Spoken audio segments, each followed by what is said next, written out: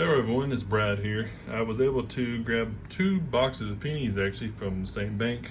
Usually they only give you a box, but yet again, I guess the coin shortage is kind of deflating a little more. So anyhow, I was able to get 2 boxes.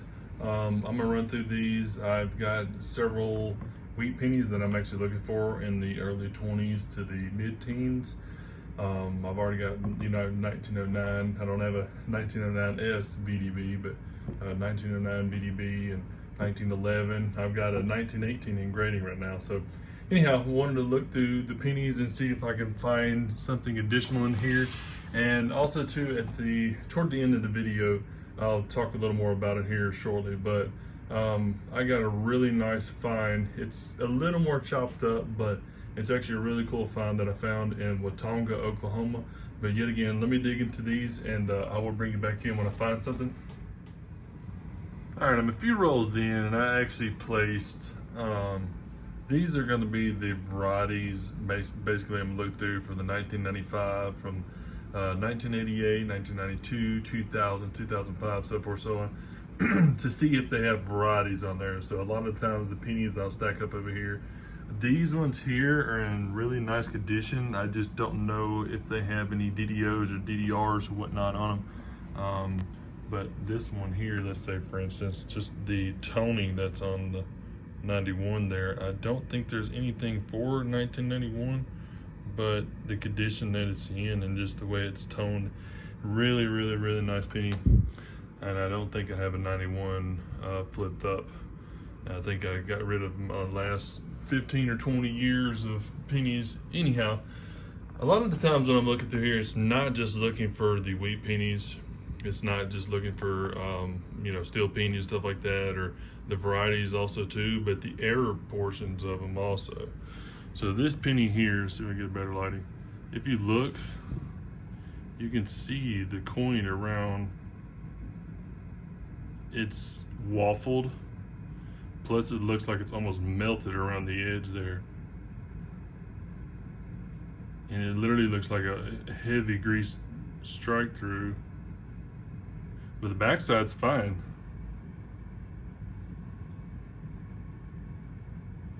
Kind of wild. And I tried putting it up under the scope and see if it was anything I could see on there differently. But I mean, it's literally, it's just bubbled up all the way around here. Let me get it in some.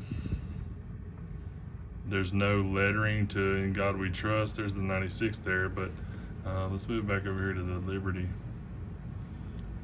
And the L is almost completely gone out of there. About half the bottom of it's gone. You know, all the lettering up top. Very interesting. This is probably one of the first ones I've ever seen that look just like this. I mean, it's literally smooth, but in 1996. Anyhow, pretty cool find. I'm gonna definitely keep that one and flip it up. Just wanted to bring you in and show that. A lot of pennies to go through. Well, 8 rolls down and I've got to find. It would be a 1919. Decent shape, a little flat on the face, but that's normal wear.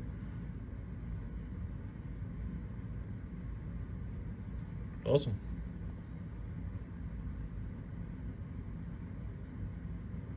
Nice. Well, that's one on the board. Keep moving.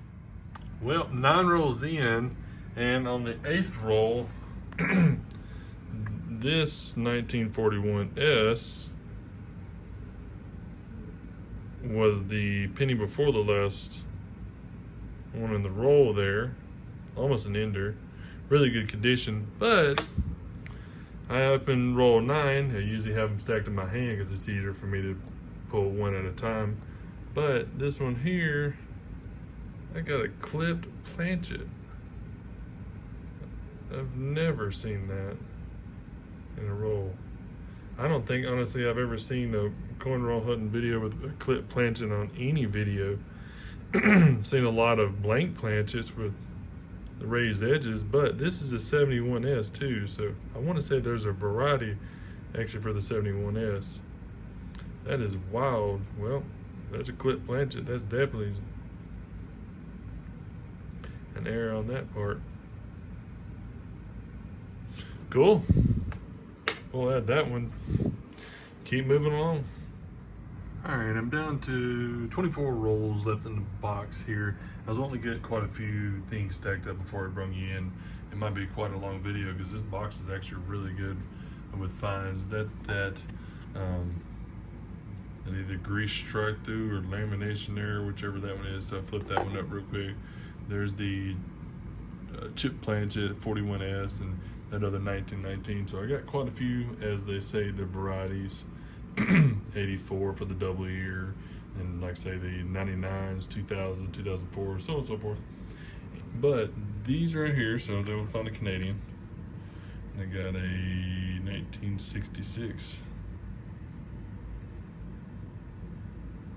the Queen. Then I got two other wheaties there. That's a 54D, and this one here is a 46D. And that's pretty good shape too. I just have to check them with the album, see what I have there. This one was interesting actually, because I was flipping through and I saw it look like, you can see it on the back side of his head going down through Liberty there, all the way up to the, it's just on the right side of the E on we. And I'm not positive of what that is. I put it up under the scope a while ago. It's just hard to tell because it's got so much light, but it basically coming up through the T. So I'm gonna grab it. Through the T, goes through his head, and it pops out on the other side of we. And like I said, you can't see it on the microscope as well, but I put it up under the loop, and it is a pretty nice die crack all the way across it. Literally from one rim to the next. Actually, let me see if it's got, you know, I can be able to see the ears as well. Yeah, 1983. Definitely gonna keep that one too. Definitely another error. Let's keep moving. Well, that's it for the first box. I was actually able to get another 4 more wheat cents here. So what, 4, 8, 10, 11 wheat cents out of one box. Pretty good, actually 12 because of 1919. So 12 out of the box. There's a Canadian. The die crack that goes all the way across the head up to weed, the grease strike, and then the chip planchet. It's pretty cool to find those. So now I get to go through, which I like doing this at the end of everything whenever I open all the rolls up, is to have all the varieties and everything to look through and see if there's any in here. And then, like I mentioned, these right here, I'm not for sure if they have a variety for them, but I didn't want to throw them back in the bag, which I take the bag here of all my coins back to the bank, dump it out. So I want to make sure I double check these also. They're pretty good condition. I'll bring it back in if I find anything on these. Well, I've checked through a huge pile of the varieties so far. I have just this left, basically the 2000 and then 1969 Ds. I guess the 1969 Phillies don't have any varieties or anything to it, but I found this one here. It's a 69D. It's in decent shape. Got a little hair there. You still see some of his chin on there. But they have a variety on here. You don't see the FG. Let's make it scope in a little more. No. We'll just pop it under here. Anyways, there's a variety with a no FG. And as you see there, if I can bring it up, there's no FG on it. And I looked to make sure the little bit of damage might look like something there, but when I put it up underneath my loop there, I didn't see anything. And also too, there's one pillar missing for the floating roof. As you see right here, it would be a pillar that goes between, or basically just almost like a die chip is so small that would go in between as a pillar to hold the roof up. And that one's not there either. That's just another, see, as you see, there's nothing there. So I have the 1969D, and I want to say it's brown. Could be red brown, I guess. It's in decent condition. Like I said, that's always a nice variety to find. I'll have it flipped up here shortly. I want to say whenever I looked at it, in AU form, they're around $50. So, I mean, possibly that's XF, So it's probably worth 20 bucks, $15 to somebody who would really want it, but I'm gonna go ahead and keep it because I want it. And we will continue on with these here and move over to the nicer ones. Check, see if we got anything in there. Bring it back in a quick second to let you see actually what it looks like. Like I say, it's a little bitty slice there. Like I said, it's almost the size of a diet chip, it's so small. And it'll be one on the other side also, which makes the pillars. So being that the other 69D didn't have those, it was called the floating roof. So it's basically that this top portion of the monument here was floating, but then there's the FG. So like the other one that it didn't have anything there, that's the reason why you gained the variety on it. Just a quick wrap to show you what was going on. All right, so check through the rest of the varieties and the rest of the coins that I had up here stacked up. I did find a couple more. So we've already had the chip planchet clipped, basically. The grease tried through, the die crack that was on the head. I found, like I say, that 1969D floating roof with the no FG on the back. Now this one here, the 1991, I just kept because it's got really good toning on it, and it's got a cartwheel too, so it's really nice. 1991, like I said, the tone on there is what makes it crazy. Anyhow, I'm gonna keep it.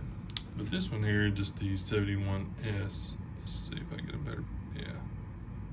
It's in good condition. Majority of the steps are there on the back. But I held on to it because of the little bit of doubling that it has on the 1971 there. I scoped it, turned it a couple of times to make sure it wasn't playing any mind games on me, but it definitely is a 1971 DDO, but they don't have any attributes for that. It's hard to see, it's in the case here, it's a little glossy. Anyhow, but that's a cool find too, so I'll probably hold on to that. Now actually, I'm just gonna make this out to be a 1-box hunt, and I'm gonna have this next box for the next hunt that I'm gonna be doing. But just to show you, I've got the 40s on, so I got 7 40s there in wheat cents. I got 4 of the 50s. I got that one Canadian 1966, and then I got that 1919 big penny. Definitely the oldest in the box. But what I was getting at was at the beginning of the video when I mentioned that I had a coin that I had found. Now this here, it's a really rough looking penny. Really rough looking. Now I noticed just the back edge on it whenever I was going through the coin roll, and I was actually doing it with Tonga, and I looked at it through my scope, through my loop, and I actually had 3 different coin shops look at this thing. I do have pictures I'm going to post up here at the end of the video, but this turned out to actually be a 1943S copper. And like I mentioned, you'll be able to see the photos that I have of it. I didn't want to touch it any more than it's already been, but this comes from a town that when I went into the bank, I asked them if they had a roll or a box of pennies, my bad.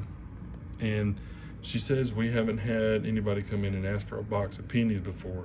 So anyways, I wound up going through and getting the one that they had in the vault, and come to find out the box was basically just all the light bluish color. There was nothing on it, and she was wiping the dust off the top like she just got it from the bottom shelf and gave it to me. And I looked through it and wound up finding 65 wheat cents that were in there, which was wild. And then this one that I couldn't read.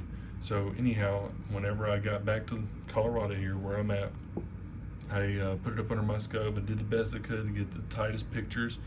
But I took it to 2 coin shops here in Colorado, and then I also went over to the Enid coin shop in Oklahoma, E-N-I-D, Enid coin shop there, and he had his scope and even said it was a 1943S copper penny. So pretty crazy story. Like I say, I got it out of an old bank there, but I just wanted to show y'all that.